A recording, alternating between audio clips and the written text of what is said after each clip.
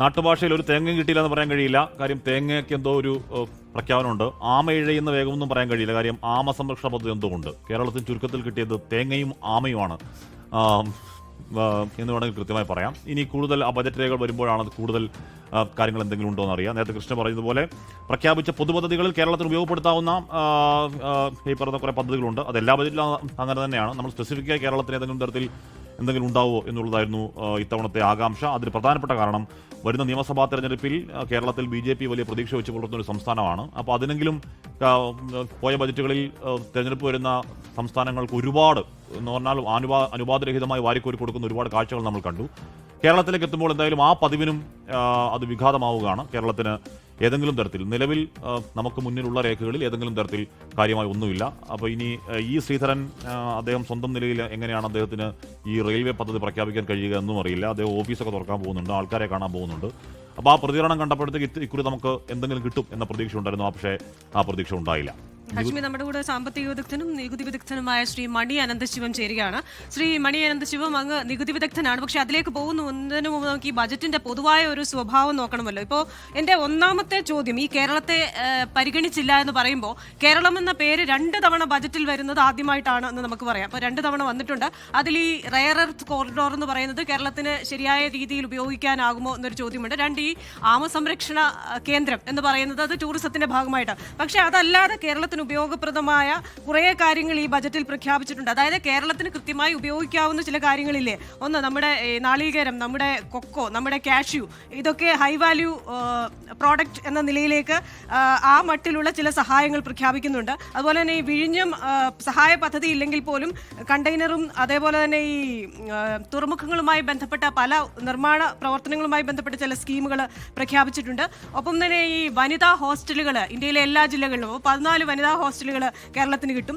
She മാർട്ടുകൾ, അപ്പോൾ എത്രയോ വനിതകൾ കേരളത്തിലുണ്ട്, അവർക്ക് ഷീ മാർട്ടുകൾ ലഭിക്കാനുള്ള ഒരു സാധ്യതയുണ്ട്. ഖേലോ ഇന്ത്യയിൽ ഏറ്റവും മികച്ച ഒരു സ്പോർട്സ് സംസ്ഥാനമായി കേരളത്തെ വേണമെങ്കിൽ ഉയർത്തിക്കൊണ്ടുവരാം. നമ്മുടെ ഖാദി, നമ്മുടെ മഹാത്മാഗാന്ധി സമാജ് സ്കീം എന്ന് പറയുന്നത് പ്രഖ്യാപിച്ചിട്ടുണ്ട് ടെക്സ്റ്റൈൽസിന് വേണ്ടിയിട്ട്. നമ്മുടെ ഖാദി നിർമ്മാണ മേഖലയ്ക്ക്, നമ്മുടെ കരകൗശല മേഖലയ്ക്ക് അത് ഉപയോഗിക്കാം. നാഷണൽ ഫൈബർ സ്കീം പ്രഖ്യാപിച്ചിട്ടുണ്ട്. ഇങ്ങനെ നമ്മൾ എടുത്തുനോക്കും. അതുപോലെ കോർപ്പറേറ്റ് മിത്ര എന്ന് പറയുന്നുണ്ട്, MSME-കളെ സഹായിക്കാൻ. കേരളത്തിലുള്ള MSME-കൾക്ക് അവരുടെ സഹായം ലഭിക്കും. ടൂറിസം മേഖലയിൽ 100 ഗൈഡുകൾക്ക് ഹൈ വാല്യൂ ട്രെയിനിങ് കൊടുക്കുമെന്ന് പറഞ്ഞു. അപ്പോൾ കേരളത്തിൽ നിന്ന് ആ മട്ടിൽ കേരളം ഒരു ടൂറിസം ഹബ്ബാണ്. ആ മട്ടിൽ ട്രെയിൻഡ് ആയിട്ടുള്ള ഗൈഡുകളെ നമുക്ക് ഉപയോഗിക്കാനായിട്ട് സാധിക്കും. ഇങ്ങനെ നമ്മൾ ഓരോ പ്രഖ്യാപനമായിട്ട് എടുത്തു നോക്കിയാൽ കൃത്യമായി നമ്മൾ ആവശ്യപ്പെട്ടാൽ, ഒരു ലോബിയിങ് പോലെ തന്നെ ആവശ്യപ്പെട്ട് കഴിഞ്ഞാൽ കേരളത്തിന് ഉപയോഗപ്രദമാക്കാവുന്ന ചില പദ്ധതികൾ നമുക്ക് കാണാം. അപ്പോൾ എൻ്റെ ചോദ്യം ഇതാണ്, ഈ കേരളത്തിന്റെ പേരെടുത്ത് പറഞ്ഞില്ലെങ്കിലും നമുക്ക് ആശ്വസിക്കാൻ വകയുണ്ടോ? ഏതൊക്കെ തരത്തിൽ നമുക്ക് ഈ ബജറ്റിലേക്ക് ആശ്വാസം വകയുണ്ടെങ്കിൽ 2 തേങ്ങയും ആമയുമാണ്. ശ്രീ മണി അനന്തശിവം, മെഡിക്കൽ ടൂറിസം, ആയുർവേദ കയറ്റുമതി ഉൽപ്പന്നങ്ങൾ, അതുപോലെ തന്നെ ആയുർവേദ എയിംസ് എവിടെയൊക്കെയാണെന്ന് പറഞ്ഞിട്ടില്ല. നമുക്ക് കിട്ടുമോ എന്നറിയില്ല. താങ്കൾ ഈ ബജറ്റിനെ ഒറ്റ നോട്ടത്തിൽ കാണുന്നത് എങ്ങനെയാണ്? നമ്മളെ സംബന്ധിച്ചിടത്തോളം ബഡ്ജറ്റിനെ ഒറ്റ നോട്ടത്തിൽ കാണുന്നത് ഏറ്റവും കൂടുതൽ വികസനോന്മുഖമായ എംപ്ലോയ്മെൻറ്റ് ജനറേഷൻ ബഡ്ജറ്റാണ്. അതുമാത്രമല്ല, കേരളത്തെക്കുറിച്ച് പ്രതിപാദിച്ചില്ല എന്ന് പറയുന്ന ആൾക്കാർ തന്നെ കേരളത്തെക്കുറിച്ച് കൂടുതൽ പ്രതിപാദിച്ചിരുന്നെങ്കിൽ എന്ത് പറഞ്ഞേനെ എന്നുള്ളത് നമുക്കെല്ലാവർക്കും മനസ്സിലാക്കാവുന്ന കാര്യമാണ്.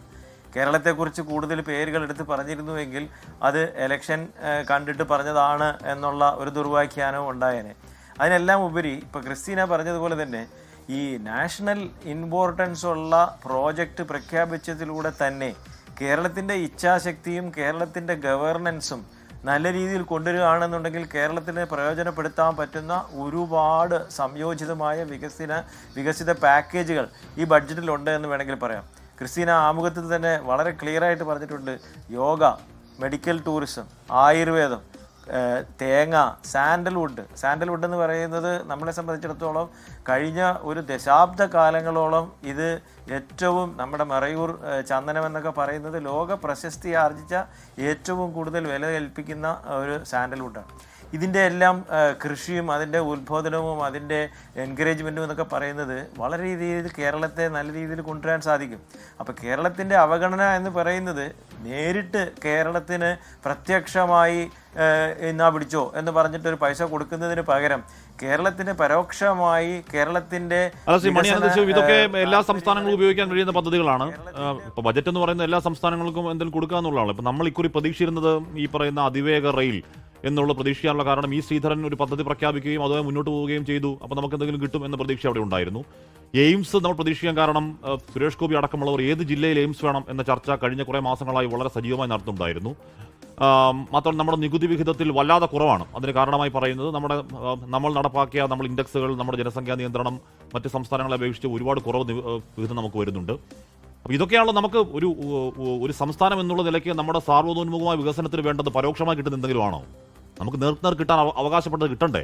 ശ്രീ മണി അനന്തശിവം, ഒരു സംശയം കൊണ്ടുള്ള ശ്രീ മണി അനന്തശിവം, നമ്മുടെ 16ാമത് ഫിനാൻസ് കമ്മീഷൻ ഗ്രാന്റ്, ആ ഗ്രാന്റ് അനുസരിച്ച് 1.4 ലക്ഷം കോടി രൂപ സംസ്ഥാനങ്ങൾക്കായി മാറ്റിവെച്ചിട്ടുണ്ടെന്ന് പറയുന്നു. ഇതിൽ കേരളത്തിന് എന്തെങ്കിലും തരത്തിലുള്ള പ്രത്യേക പ്രയോജനം കിട്ടുമോ?